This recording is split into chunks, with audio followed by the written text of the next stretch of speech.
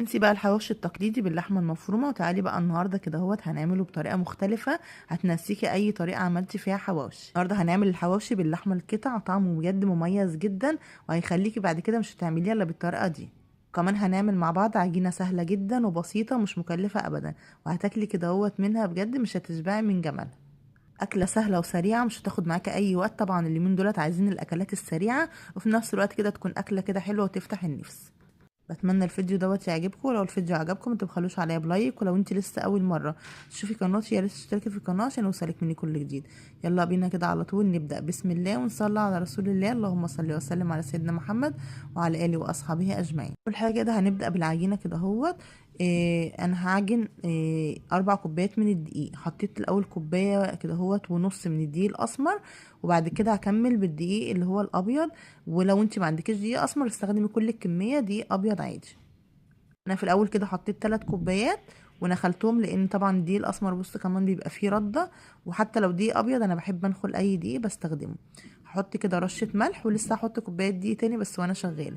المهم ان احنا نعتبر دولت 4 كوبايات، هنحط عليهم رشه ملح ومعلقه خميره ممسوحه ونص معلقه صغيره، نص معلقه كده من بيكنج باودر، يعني مش مليانه قوي.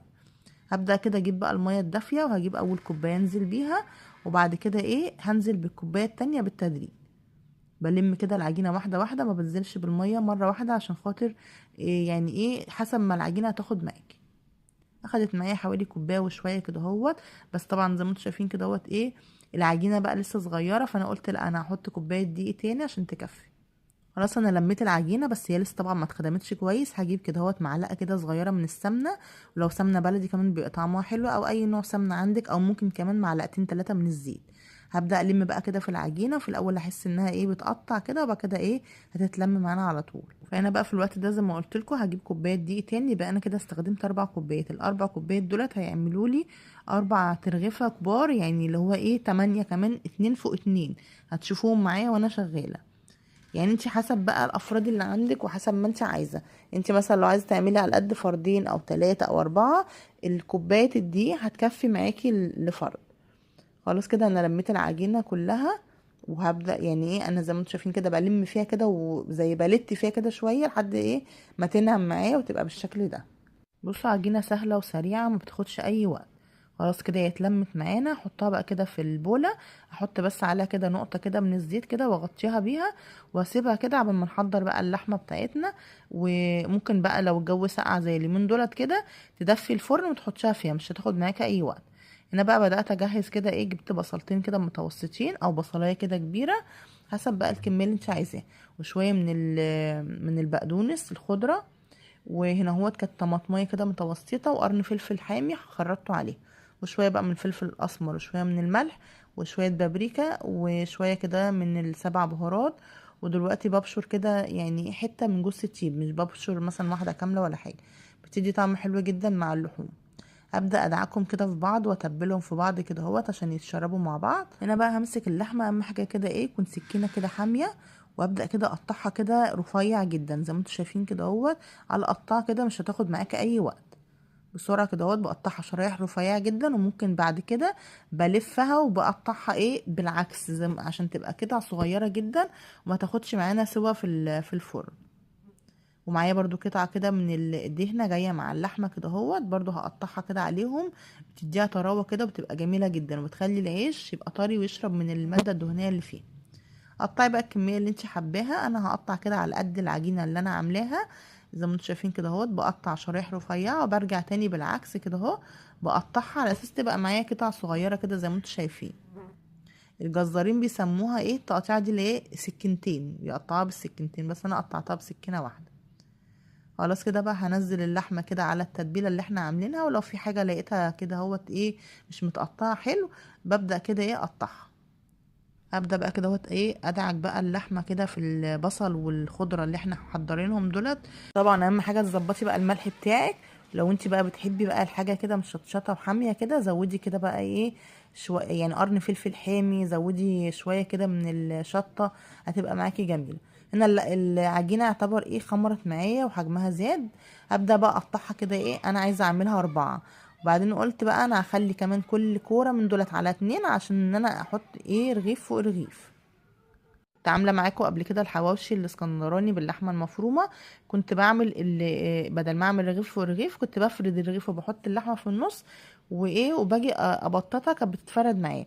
بس انا النهارده بقى حبيت افرد كل رغيف لوحده كده اهوت، وافرد اللحمه عليه كده اهوت زي ما انا عايزه كده اهوت واحط الرغيف التاني فوقيه، وبيتفرد في ثواني كده على صينيه او على الرخامه. بس انا هفرد واحد على الصينيه وبعد كده التاني افرده على الرخامه. بص هو الرغيف ده كان اساسا انا خدته معايا معوج كده وما فردتهوش، بس يعني هو كان وهو كوره معوج، عشان كده وانا بفرده كان صعب شويه لما ياخد الدوره، بس هو كده كده هيتدارى ويبقى مدور زي ما انتم شايفين. خلاص كده انا فردته كده كويس، والسمك بتاعه كده ما تخلوش تخين عشان لسه طبعا لما بيخش الفرن بيزيد. هاخد بقى كده جزء كده من اللحمه وابدا اوزعه عليها بالشكل ده. بصوا ما شاء الله بجد يعني ما خدتش معايا وقت خالص. اجيب بقى الرغيف التاني وابدا كده افرده كده على الرخامه برشه كده من الدقيق، وبيتفرد معانا بالنشابه او بالعجله دي كده بجد ما خدش معايا وقت. عايزه اقول لكم بقى ما خدتش معانا الاكله دي نص ساعه. يعني لو انت كده ما عندكيش وقت كده، وفي رمضان طبعا الايام الاخيره دي بتبقى الناس مضغوطه بقى كده في تنفيذ وفي عمايل كحك وفي عمايل بسكوت. وبالمناسبه بقى ما تنسوش تروحوا تشوفوا كده عملنا حلويات العيد، باذن الله تعجبكم وتستفادوا منها.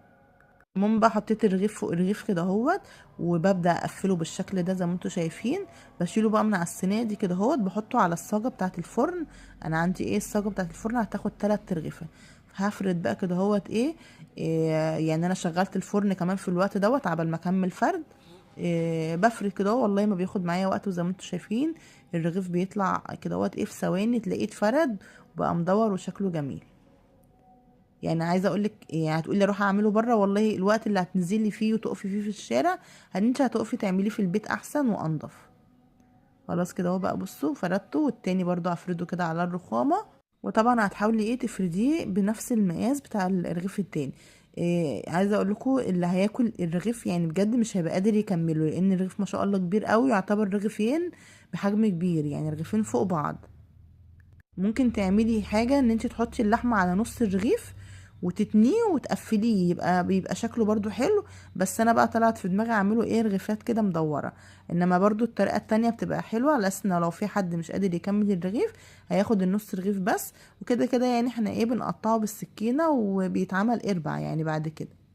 بصوا خلاص بقى كده بعد ما بقطعه بعد ما بحط الرغيف فوق الرغيف وبقفله، باجي بالسكينة كده بعمل خطوط كده رايح جاي، وبعد كده بديله دهنة كده من الزيت عشان يديله يعني لون حلو وهو في الفرن. وعلى فكرة انا ما دهنتش الصينية اي حاجة، وما شاء الله ما لزقش معايا ولا حاجة.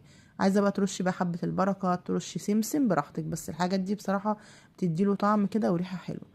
هكمل انا بقى الباقي كده مع نفسي وارجع لكم تاني. بصوا هنا كنت دخلت بقى اول 3 في الفرن كده ما شاء الله بجد يعني بدأ ياخد لون من فوق ومن تحت. يعني ما بياخدش وقت في الفرن، انت بتشغلي الفرن على اعلى درجة حرارة من تحت ومن فوق، بس من فوق تخليها متوسطة يعني عشان ما يتحرقش منك بسرعة. بصوا بقى اول ما طلعته وكان سخن مش قادرة امسكه ولا اتحكم فيه، بس كان خلاص الاذان هيدن. فحتى ما قدرتش اصور لكم كل الكمية مع بعض الاربع ترغيفة مع بعض او كده، لان خلاص بقى الاذان كان يعني خلاص هيدن. الاكل كان جاي لي متاخر وكان فاضل نص ساعه على الاذان بجد، يعني وكان يمكن كان فاضل كمان اقل من نص ساعه. بجد اكله حلوه وشهيه وفي نفس الوقت كده ما بتاخدش وقت خالص في التحضير بتاعها. شويه دقيق كده وحتتين لحمه كده عملنا بجد اكله سهله وسريعه وطعمها بجد كان يجنن. بصوا بقى هنا لما برد بقى اعرف بقى افتح كده براحتي، بس ما شاء الله بجد الحشوه جميله جدا من جوه، وطعمه وريحته كانوا حاجه كده خرافه. مش واخد لون جميل وما شاء الله بجد كده طري وحلو قوي. اتمنى يا رب الفيديو يكون عجبكم وتكونوا استفدتوا منه. متنسوش بقى اللايك والاشتراك في القناه. اشوفكم باذن الله فيديو جديد ووصفه جديده، والسلام عليكم ورحمه الله وبركاته.